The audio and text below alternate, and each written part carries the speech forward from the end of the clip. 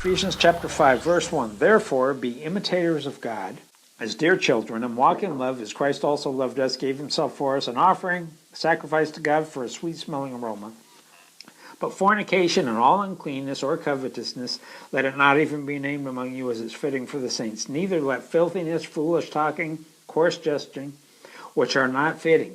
Paul's saying all this stuff, it is not becoming you. It is not fitting. This does not become you. Why?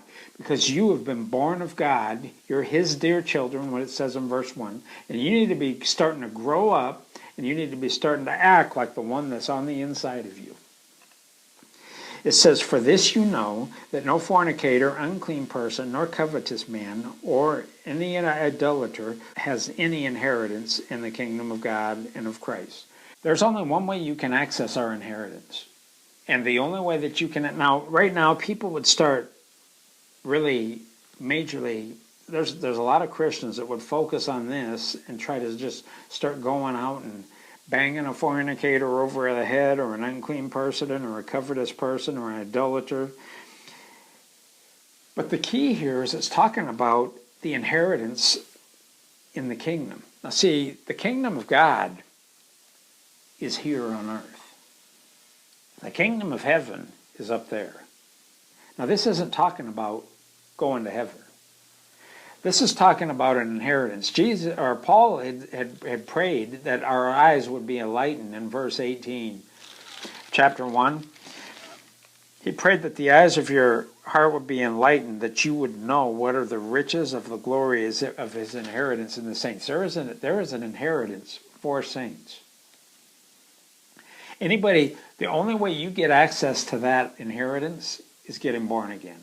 That's the only way you get access to it. Now it says right here that anyone that's a fornicator, unclean person, or covetous man, he doesn't have access to this inheritance. Why not?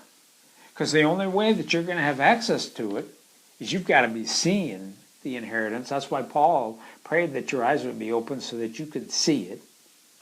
And it takes faith to access it. Right now, your inheritance, the only way you can tap into your inheritance is it takes faith. That word faith means persuasion. You have got to be persuaded of the things that are in this Bible for you to reach out and grab your inheritance and pull it in. And pull in every part of your inheritance. Healing, prosperity, freedom, deliverance, everything that you can think of. Because it'll affect all of your life. Your destiny, your call, your ministry. That's all part of your inheritance. Victory is part of your inheritance. Anybody that's living under all this other stuff, if someone's a born-again believer and he's fornicating, or he's acting like a fornicator or an unclean person, all that, if he's doing that, he's not in faith. He is not persuaded of this word.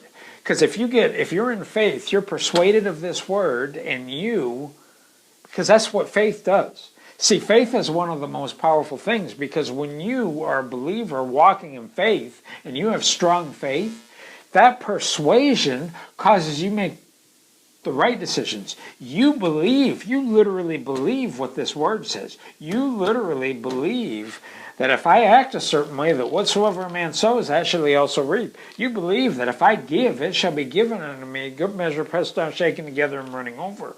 You believe stuff, and it causes action, because faith always demands the right action. And if you're not making the right action, you're not really in faith, and if you're not in faith, you cannot access your inheritance.